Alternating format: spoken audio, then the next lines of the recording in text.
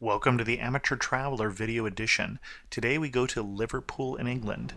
Liverpool is certainly known for its maritime history, as you can see that at Albert Dock, and it's certainly known for things like the Titanic, but most of all, it's known for the Beatles. And so what we did on our trip to Liverpool is we took the Magical Mystery Tour, which is a Beatles tour that'll tell you the history of the Beatles, for Beatles fans or not.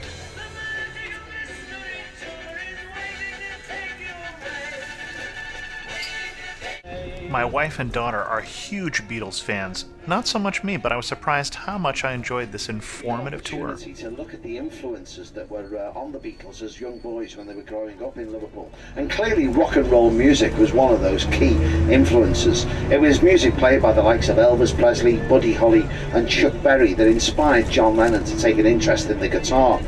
John started up his first band in March 1957. At the time, he was attending Quarrybank Grammar School in Liverpool, and the school had a school song, one line of which said, "We are quarrymen, strong before our birth." And John used that line to name his band, calling it simply the Quarrymen. And it was the Quarrymen, set up by John Lennon in March of 1957, that went on to become the Beatles. And he started to rebel in his teenage years, and then what really became worrying for his Aunt Mimi was when John bought his first guitar, because she could see what was happening. He was spending every spare minute playing his music and no time at all on his schoolwork. And his Aunt Mimi used to say a little phrase which she would repeat to John over and over again. She used to say to him, "John, the guitar is all very well, but you're never going to make a living out of it." He ended up making a plaque for his aunt with those words on it, which he gave to when the Beatles shot to fame, just to prove.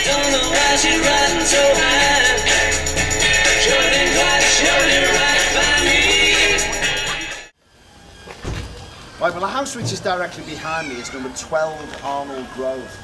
And number 12 Arnold Grove was not only the first house that George Harrison lived in, it was also his birthplace as well, because George was born at home on the 25th of February 1943, a birth date that made him the youngest of the four Beatles. And his age caused George a few problems. In fact, it almost resulted in him not getting a place in John's band, the Quarrymen. Because when George was introduced to John by Paul, it was early 1958, at which time George was still only 14 years of age. And John, being almost 3 years older than him, really looked upon George as being a young boy. He was quite embarrassed really to have him hanging around night after night, guitar in hand, trying to get a place in his band.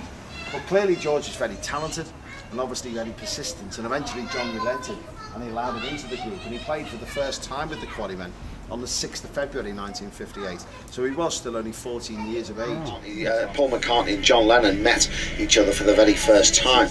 John's band, the Quarrymen, were playing at the festival probably for two reasons. First of all, all the members of the band were local boys. They all lived in the village, so that was one of the reasons that they were asked to play. And the second reason was because the organisers were trying to get some younger people to come to what was a fairly traditional English village festival, so they thought a skiffle band would be just about right. John and his friends weren't asked to play because they were known as being great musicians. In fact, nobody really knew them as musicians at that time. They were just local boys who lived in the village that had put a band together. So John and his friends came along from where John Lennon spent most of his life in Liverpool. At the time that John lived in this area, in the 1940s, 50s and early 60s, Strawberry Fields was a children's home that was run by the Salvation Army. At the time, these would have been the main entrance gates, and rather than the 1970s...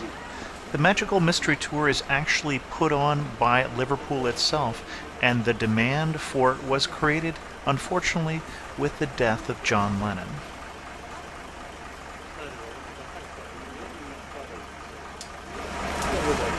McCartney family from 1955 to 1964. It's where Paul lived for the final time in Liverpool, because he left home in 1963. The room to which I referred on the tour, on the bus, where much of their early songwriting took place, is the room downstairs at the front of the house. And in fact, there are photographs in that room taken by Paul's brother Mike of Paul and John strumming their guitars. On one of them, you can even see the words. So I saw her standing there on the piece of paper in front of them. And they estimate that around about 100 Lennon and McCartney songs were actually written in this house. At the back of the house is quite a small garden. Anyone that can remember Paul's album, Creation and Chaos in the backyard.